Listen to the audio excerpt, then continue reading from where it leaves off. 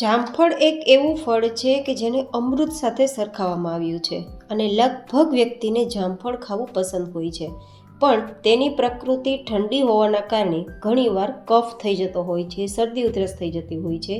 પણ આજે આપણે જે જમરૂખની વેરાયટી બનાવીશું ને જે રીતે તેને તૈયાર કરીશું ને તેને ખાવાથી તમને કદાચ ભયંકરમાં ભયંકર શરદી ઉધરસ કે કફ હશે તો પણ દૂર થશે, હૃદયને મજબૂત કરશે અને સાથે સાથે તમારી પાચન ક્રિયા મજબૂત કરી ગેસ કે કબજિયાત કે પછી કોઈ પણ પેટની સમસ્યાઓને પણ દૂર રાખશે. તો ચાલો આજની વેરાયટી શરૂ કરીએ. તો જેમના માટે મેં 1 નંગ જેટલું આ રીતે જમરૂખ કે જેને ઘણા જામફળ તરીકે પણ ઓળખવામાં આવે છે તે આપણે લેશું. તો જ્યારે આપણે આ ફળને ઉપયોગમાં લઈએ ત્યારે તેને પહેલાં ધોઈ લેવાનું, સાફ કરી લેવાનું, પાણી સુકાઈ ગયા બાદ ઉપયોગમાં લેવાનું. હવે તેને આ રીતે 4 થી 5 કટ લગાવી દઈશું. આપણે ટુકડા થાય તેટલું કટ નથી લગાવવાનું, પણ થોડું કટ લગાવવાનું છે. તેનું શું કારણ છે હું તમને આગળ બતાવીશ. હવે આ રીતે કટ લાગી ગયા બાદ થોડું આપણે લાઇટ વેઇટ તેલ લગાવવાનું છે. તેલ લગાવવાનું કારણ શું છે તે પણ હું તમને આગળ બતાવીશ.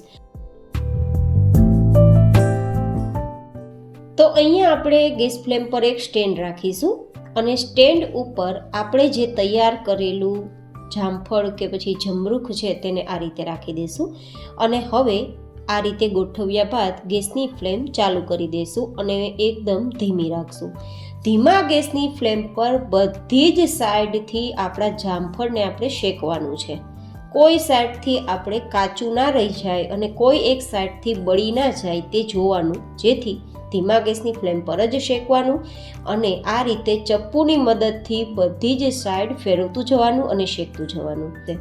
આ અંદર સુધી સરસ મજાનું આપણું જામફળ શેકાઈ જાય, કાચું ના રહે અને પાકી જાય તેના જ માટે આપણે કટ લગાવ્યું છે, જેથી ઓછા સમયમાં એકદમ સરસ પાકી જાય. આ રેસીપી કોઈ નવી નથી, આ જૂની રેસીપી છે. આપણા વડીલો છે ને તે આ જામફળની સિઝનમાં જામફળને તે ચૂલાનો ઉપયોગ કરતા ને તો ભઠ્ઠામાં જામફળને આ રીતે શેકતા અને પરિણામે તેના અદ્ભુત ફાયદા મેળવતા. આ ગુણોનો ભંડાર છે અને અમૃત જેવું કામ કરશે.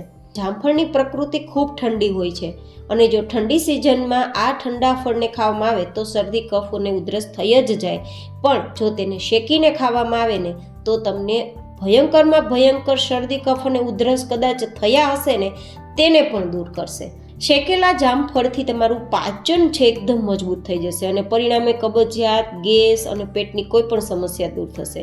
સાથે સાથે તેમાં પોટેશિયમ અને મેગ્નેશિયમનો ખજાનો હોય છે, તો તમારા હૃદયને પણ મજબૂત કરશે અને હાર્ટ એટેક જેવી બીમારીઓથી તમને દૂર રાખશે. તો આ રીતે તેના ફાયદા કહેતા આપણું જામફળ કે જમરૂખ એકદમ શેકાઈ ગયું છે. તો ગેસની ફ્લેમ બંધ કરી તેને નીચે ઉતારી લેશું અને પરફેક્ટ ઠંડુ કરી લેશું. તમે જોઈ શકો છો કે શેકાતા જ તેના જે આપણે કાપા લગાવ્યા હતા ને તે થોડા વધારે ખુલી ગયા છે, એકદમ ખુલી ગયા છે. મતલબ અંદર સુધી આપણું જમરૂખ કે જામફળ છે તે પાકી ગયું છે, શેકાઈ ગયું છે.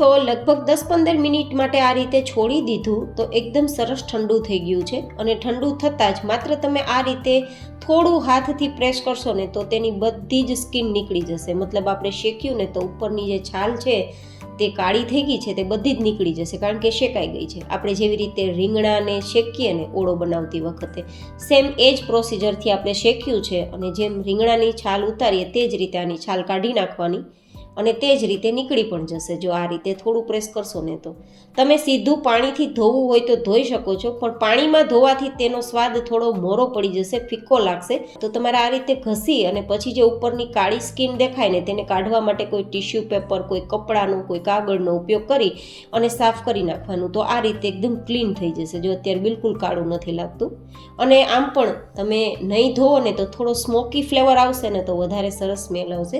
બાકી તમારી ચોઈસ, તમને સ્મોકી ફ્લેવર પસંદ ના હોય, કાળાશ ન જતી હોય તો સાદા પાણીથી ધોઈ શકો છો. અને પછી આ રીતે તેને આપણે ટુકડા કરી લેશું. જો તમે કલર જોઈ શકો છો, પહેલાં કરતાં કલર એકદમ અલગ થઈ ગયો છે, પીળાશ પડતો આવી ગયો છે. મતલબ અંદર સુધી આપણું આ ફળ છે તે પાકી ગયું છે. હવે તમે આના ઉપર સંચળ પાવડર છે, મરી પાવડર છે સ્પ્રિંકલ કરી અથવા તો ચાટ મસાલા છે તે સ્પ્રિંકલ કરી અને ખાઈ શકો છો. જો તમે જામફળ ખાવાના શોખીન છો તો તમે આ રીતે પકાવીને શેકીને આ રીતે ટુકડા કરીને ખાશો ને તો તમને બહુ જ ફાયદા થશે. કાચે કાચું જામફળ ક્યારેય ના ખાવું, તે ઠંડુ લાગશે. તો આ રીતે શેકીને ખાશો ને તો તમારી જામફળ ખાવાની ઈચ્છા પણ પૂરી થઈ જશે અને તમારે માટે સેહતનો ખજાનો ખુલી જશે, કારણ કે આ વસ્તુ છે તે અમૃત સમાન છે. હવે આ રીતે ટુકડા કરીને તમે ખાઈ શકો છો, અથવા તો વેરાયટીને લાંબા સમય સુધી સ્ટોર કરવી હોય તો તમારે તેની વેરાયટી તૈયાર કરવા માટે એક મિક્સર જાર લેવાનું. હવે આ બધા જ ટુકડા તેમાં ઉમેરી દેવાના અને 3-4 નંગ જેટલા મરચાંના ટુકડા, 3-4 ઇંચ જેટલો આદુનો ટુકડો અને થોડા લીલા ધાણા ઉમેરી દેશું. સ્વાદ પ્રમાણે કે અડધી નાની ચમચી જેટલું સેંધા નમક, 1 નાની ચમચી જેટલું આખું જીરું અને અડધું લીંબુનો રસ. આ રીતે બધું જ મિક્સ કરી અને પછી ગ્રાઇન્ડ કરી અને પછી તમે ચટણી તૈયાર કરી શકો છો. આ જામફળની ચટણી એટલી બધી સ્વાદિષ્ટ લાગે છે ને કે શાક વગર 2ની જગ્યાએ 4 રોટલી ખવાઈ જશે. ખૂબ જ ટેસ્ટી લાગશે. અને બીજું એ, આ ચટણીને તમે કોઈ એરટાઇટ બોક્સમાં ભરીને ફ્રીજમાં 15 દિવસ સુધી સ્ટોર પણ કરી શકશો, જેથી તમે એકવાર જમરૂખ કે જામફળને શેકી 15 દિવસ સુધી તેનો ઉપયોગ કરી શકો છો અને તેના ફાયદા પણ મેળવી શકો છો. તો આ રીતે પીસાઈ ગયા બાદ તમે જો થોડા ઠળિયા દેખાય તો તેને ગાળી શકો છો મોટા ચારણાથી, પણ મારે એકદમ પીસાઈ ગયા છે તો મારે ગાળવાની જરૂર નથી લાગી. તો આ રીતે એરટાઇટ બોક્સમાં ભરી દેશું, ફ્રીજમાં 15 દિવસ માટે સ્ટોર કરી એની ટાઈમ ખાઈ શકશું.